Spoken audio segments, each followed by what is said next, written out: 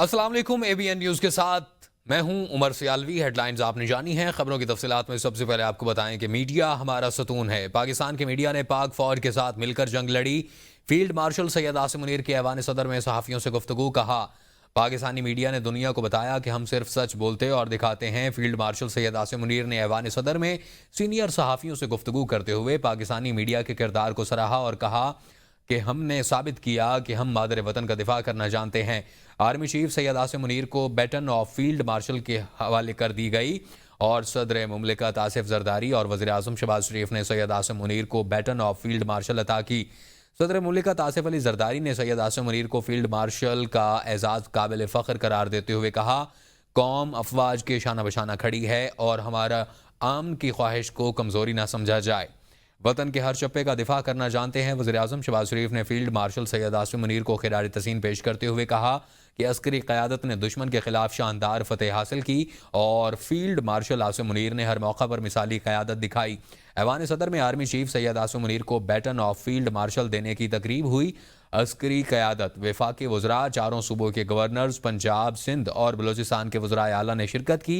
वज़ीर आला खैबर पख्तूनख्वा अली अमीन गंडापुर तकरीब से गैर हाजिर रहे। तकरीब में गैर मुल्की सफरा ने भी शिरकत की।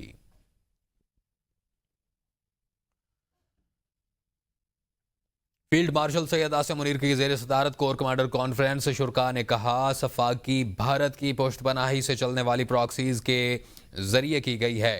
बैरूनी जहरियत और इंतहा पसंदी के खिलाफ जीदोजहद में अवाम के एतमाद पर पूरा उतरने के लिए पुरज़्म है।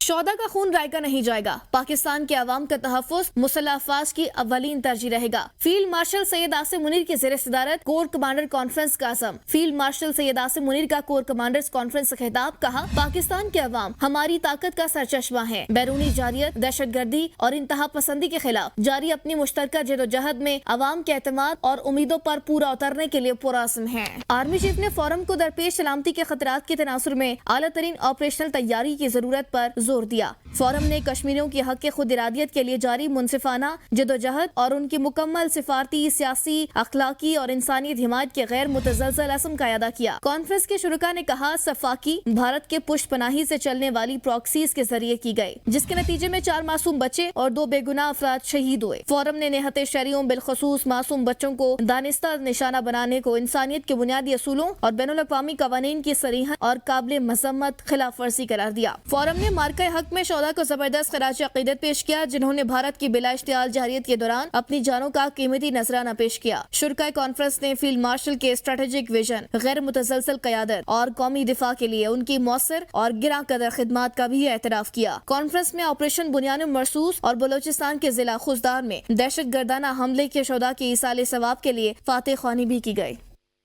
भारत ने ब्राह्मोस मिसाइलों से हमला किया, हमने 1971 का हिसाब चुका दिया, अब बूदी हमले से पहले 100 बार सोचेगा। वज़ीर आज़म शहबाज शरीफ की तकरीब से खिताब करते हुए कहा कि मुसल्लह अफवाज ने मार्का हक में भारत को छठी का दूध याद दिला दिया। कहा कि सिपह सलार ने फ़ोन पर भारत की पसपाई और जंग बंदी की तैयारी की इतला दी। वज़ीर आज़म ने कहा कि न्यूक्लियर हथियारों की ज़रूरत नहीं पड़ी और उम्मीद है कि कभी ना पड़े। बर्री, फ़ज़ाई और बहरी अफवाज मुकम्मल तौर पर तैयार हैं। मुज़फ़्फ़राबाद में मुनक़िदा तकरीब में भारतीय जारियत के मुतासरीन में इमदादी चेक तकसीम किए गए। शहदा के वर्सा को फ़ी का 1 करोड़, ज़ख्मियों को 10 से 20 लाख रुपए दिए गए। 9 की रात को फैसला किया अब हम अपना हक इस्तेमाल करेंगे।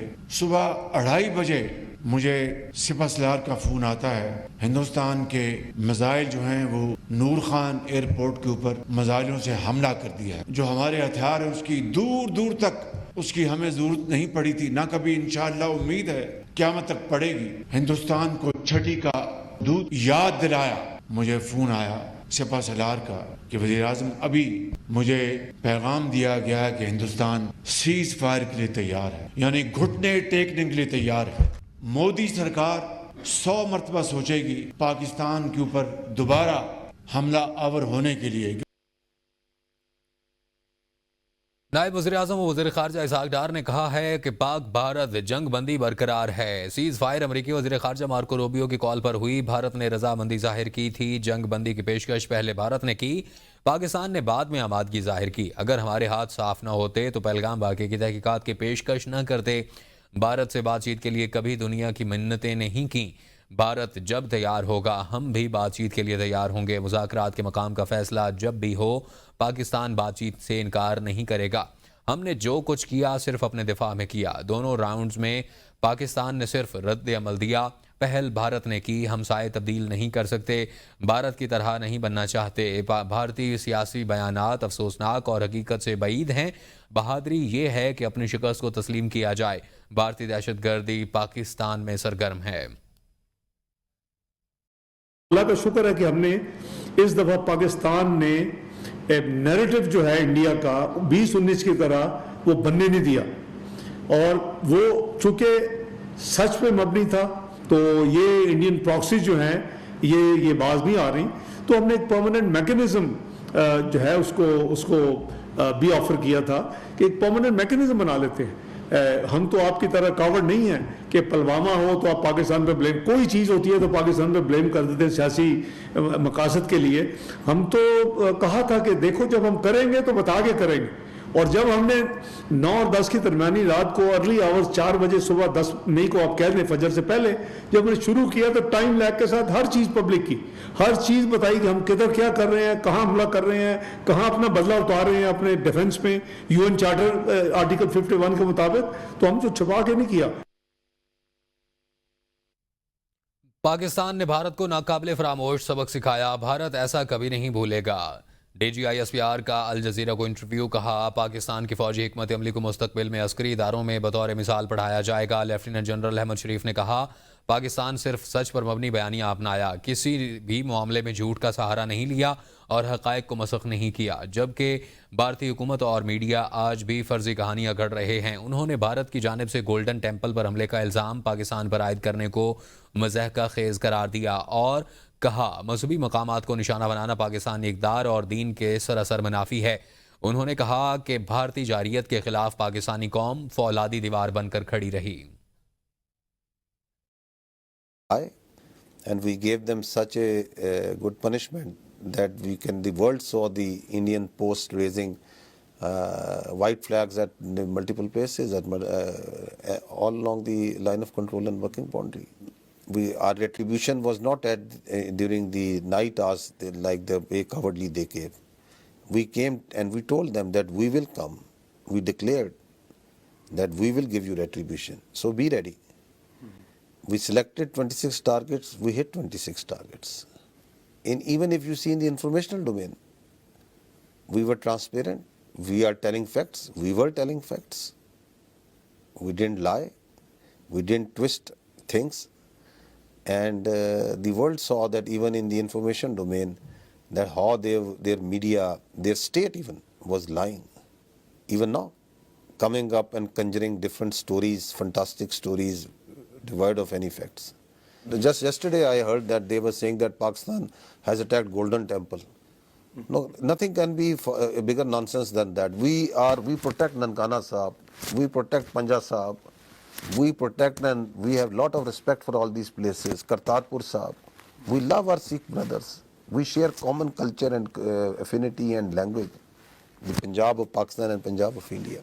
It is not against our culture to attack any civilian place, any religious place. It is against our ethos, against our religion. The air battle that they had fought on night of 6th and 7th, the world saw it, and I think that this will be taught and discussed for decades to come in air war colleges and in military institutions in the world. We very carefully evaluate the induction of equipment, whether it's GF-17, J-10Cs, whether it's that main battle tanks, the artillery guns, and whatever we use, it's the weapons, it's the submarines, because we don't have the luxury like Indians of lot of money at our disposal. So they have, I understand, more than $80 billion at their disposal. So we are very, very scrupulous, very efficient, and very careful on what we induct and how we use it and how we integrate it. And GF-17 Thunder, J-10Cs, you saw on ground the Fateh 1 and Fateh 2 missiles. These are all certain few examples of the equipment that Pakistan had developed. وزیر اعلیٰ خیبر پختونخوا علی امین گنڈاپور کا کہنا ہے کہ ڈنڈے کے زور پر پاکستان کو نہیں چلایا جا سکتا. ملک میں حقیقی جمہوریت کی ضرورت ہے. 2 مہینے کے بعد آج بانی پی ٹی آئی سے ملاقات ہوئی.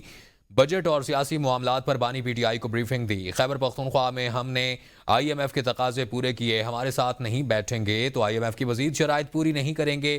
تحریک انصاف کا مینڈیٹ چوری ہوا, مذاکرات کرنے ہیں تو بانی پی ٹی آئی تیار ہیں. بانی پی ٹی آئی کی رہائی کے لیے ہماری جد و جہد جاری رہے گی.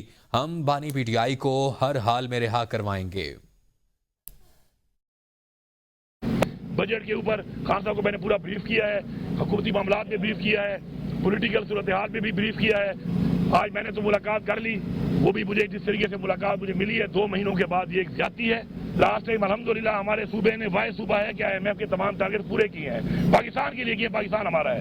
لیکن اگر یہ رویہ ہے تو پھر آئی ایم ایف کی جو ان کی شرائط ہے اس کے اندر ہم ان کے ساتھ بیٹھیں گے بھی نہیں اور نہ ہم ان سے بات کریں گے. پھر یہ جانے ان کا کام جانے کہ ڈنڈے کے زور پر آپ ریاست کو نہیں چلا سکتے. پاکستان کے لیے عمران خان صاحب نے ہمیشہ کہا ہے کہ مذاکرات ہے, اگر مذاکرات انہوں نے کرنے ہیں تو عمران خان صاحب اویلیبل ہے. وزیر اعلیٰ پنجاب مریم نواز نے کہا ہے کہ جن وردیوں کو ڈنڈے پر لٹکایا گیا آج انہی وردی والوں نے ملک کی حفاظت کی. ہم نے رافیل طیارے اپنے JF-17 تھنڈر سے گرائے. ہم نے اپنے سے کئی گنا بڑے دشمن کو شکست فاش دی. نیت اچھی ہو تو اللہ تعالیٰ معجزہ کر دیتا ہے. سرگودا یونیورسٹی میں لیپ ٹاپ تقسیم کرنے کی تقریب سے خطاب میں مریم نواز نے طلبہ کو مشورہ دیا کہ وہ کسی فتنے اور سازش کا حصہ نہ بنیں اور اپنی دھرتی ماں کے خلاف قدم مت اٹھائیں. ملک کو ایسے سنبھالنا ہے کہ اس میں کوئی سیاسی وائرس نہ آئے. جو بچے ان کے بہکاوے میں آ گئے آج وہ جیلوں میں ہیں. ہم قلم اٹھائیں گے, پتھر نہیں. لیپ ٹاپ اٹھائیں گے, بندوقیں نہیں.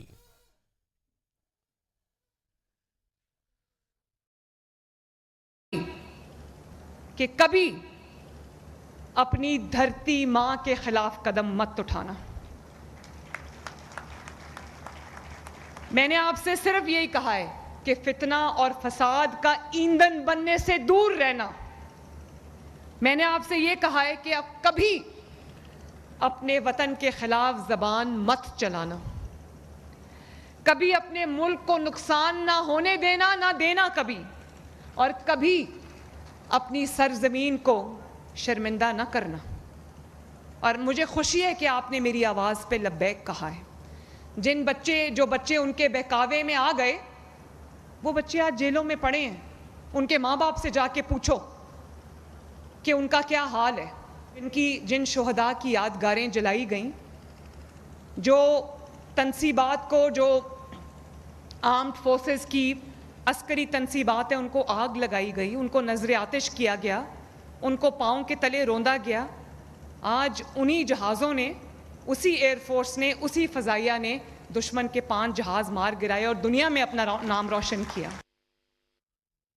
ہمیں ہر لیول پر ڈائیلاگ کرنا پڑے گا, امید بھی ہونی چاہیے. بیرسٹر علی ظفر کی سوال سے آگے میں گفتگو. کہا آپ زبردستی یہ نہیں کہہ سکتے کہ آپ کا پولیگرافک ٹیسٹ کروانا ہے.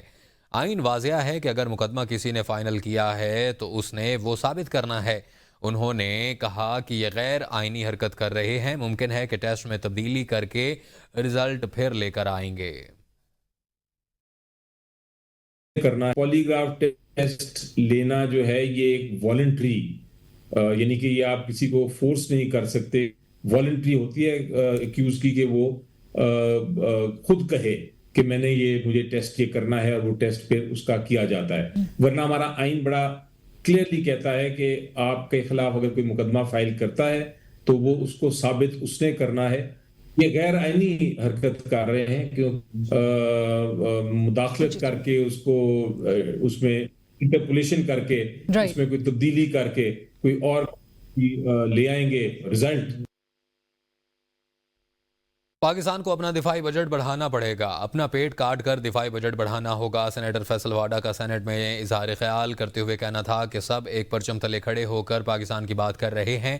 پاک فوج نے 285 بھارتی فوجیوں کو مارا. فیلڈ مارشل عاصم منیر کی ہدایت تھی کہ کسی سویلین کو نقصان نہ پہنچے.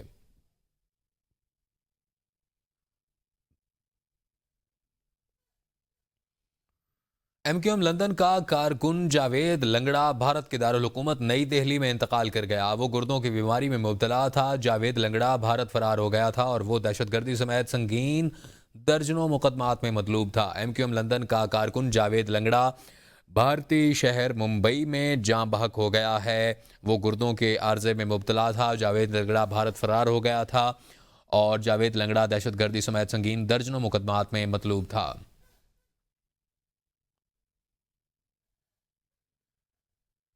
JDC ویلفیئر فاؤنڈیشن کراچی میں عالمی معیار کا کینسر اسپتال تعمیر کرے گا جس میں ہر طبقہ کے لوگوں کا مفت علاج ہوگا۔ مزید تفصیلات جانتے ہیں عدیل خان کی رپورٹ میں۔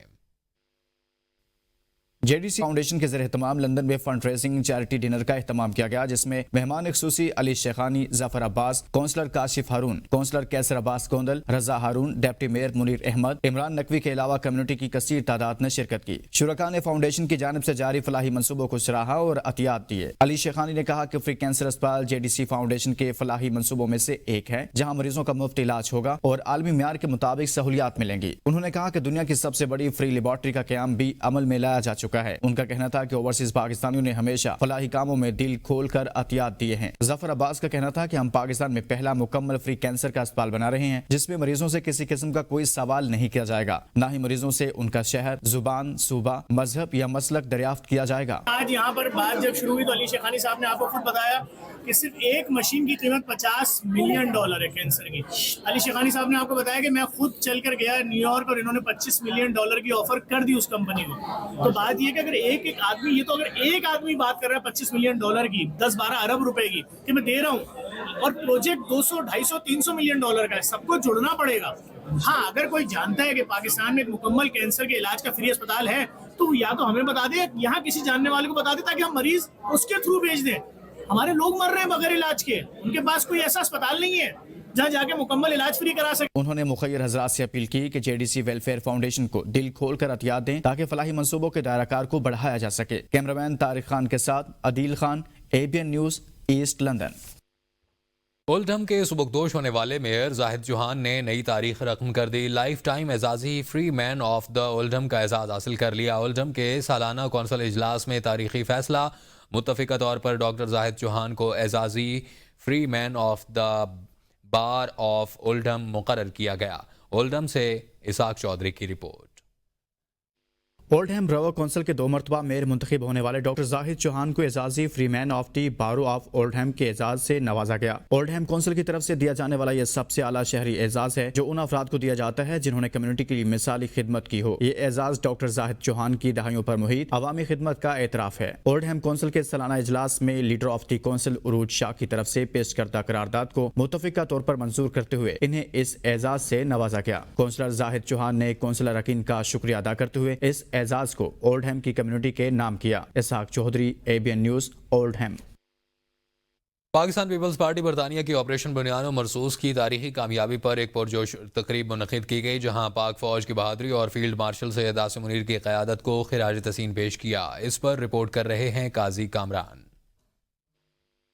پاکستان پیپلز پارٹی برطانیہ کے زیر اہتمام آپریشن بنیان المرصوص کی شاندار کامیابی کے موقع پر تقریب کا انعقاد۔ تقریب میں پاک فوج کی قربانیوں، پیشہ ورانہ مہارت اور قیادت کو خراج تحسین پیش کیا گیا۔ تقریب کی صدارت Pakistan Peoples Party north zone UK کے صدر چودھری ظفر حسین نے کی، جبکہ مہمان خصوصی مرکزی نائب صدر چودھری قیوم تھے۔ نعرہ تکبیر، نعرہ رسالت، نعرہ حیدری۔ مقررین نے آپریشن بنیان المرصوص کو پاکستان کی سالمیت اور امن کے لیے سنگ میل قرار دیتے ہوئے فیلڈ مارشل سید عاصم منیر کی قیادت میں پاک فوج کی کارکردگی کو سراہا۔ پاک فوج زندہ باد، سید عاصم منیر زندہ باد۔ تقریب کے اختتام پر شرکاء نے پاکستان زندہ باد، پاک فوج پائندہ باد اور فیلڈ مارشل سید عاصم منیر قدم بڑھاؤ ہم تمہارے ساتھ ہیں کے نعرے لگائے۔ کیمرہ ٹیم کے ساتھ قاضی کامران، بریڈ فورڈ۔ یونان کی پولیس نے گرینڈ آپریشن کرتے ہوئے ایجنٹ مافیا کی سرغنہ سمیت 12 افراد کو گرفتار کر لیا۔ اس گروہ نے 500 غیر قانونی تارکین وطن کو یونان پہنچا کر اور مختلف منفی سرگرمیوں کے ذریعے 40 لاکھ یورو کمائے۔ یہ گروہ جعلی دستاویزات پر غیر قانونی تارکین وطن کو مختلف ممالک میں بھیجتے تھے۔ اس حوالے سے مزید تفصیلات جانتے ہیں یونان سے ظفر زاہی کی خصوصی رپورٹ میں۔ جی یونانی پولیس نے آج ایک خصوصی آپریشن میں ایک ایسے گروہ کو بے نقاب کیا ہے جو کہ غیر قانونی طریقے سے تارکین وطن کو یونان بھیجنے میں ملوث تھا، اور اس گروہ کے زیر استعمال 4 ایسی لیبارٹریز جو ہیں وہ ان کو بھی پکڑا گیا ہے جن میں فیک ڈاکومنٹس جو ان کو تیار کیا جاتا تھا، جس پر لوگوں کو ٹریول جو ہے کروایا جاتا تھا۔ اور اس گروہ کے زیر استعمال جو چیزیں ہیں یا مختلف جو ڈیٹا ہے اس سے یہ پتہ چلتا ہے کہ اس گروہ نے تقریباً 40 لاکھ یورو جو ہے وہ غیر قانونی تارکین وطن کو یونان 40 لاکھ یورو جو ہے وہ کمانے میں وہ کامیاب ہوئے۔ تو پولیس کی ابھی بھی اس بارے میں انکوائری جو ہے وہ جاری ہے، اور ساتھ میں یہ بھی آپ کو بتاتا چلوں کہ ابھی تک یہ جو گرفتار ہے گروہ ہے اس کے جو مختلف اراکین ہیں ان کے بارے میں یونانی پولیس نے نہیں بتایا کہ ان کا تعلق جو ہے وہ کن ممالک سے ہے، لیکن یہ ایک بہت بڑا آپریشن تھا جس میں بڑی تعداد میں پولیس فورس جو ہے اس نے حصہ لیا، اور ایک خصوصی ٹارگٹ کر کے ان لوگوں کو جو ہے وہ گرفتار کیا گیا۔ اور جس طرح پہلے بھی میں نے بتایا کہ بڑی تعداد میں فیک ڈاکومنٹس جو ہے وہ پکڑے گئے، اور جس طرح پہلے بھی یہ بتایا کہ اس گروہ کا جو سرغنہ ہے اس کو بھی گرفتار کیا گیا ہے، اور امید ہے کہ آنے والے وقتوں میں اسی حوالے سے مزید جو اپڈیٹس جو ہے وہ سامنے آ سکتی ہیں۔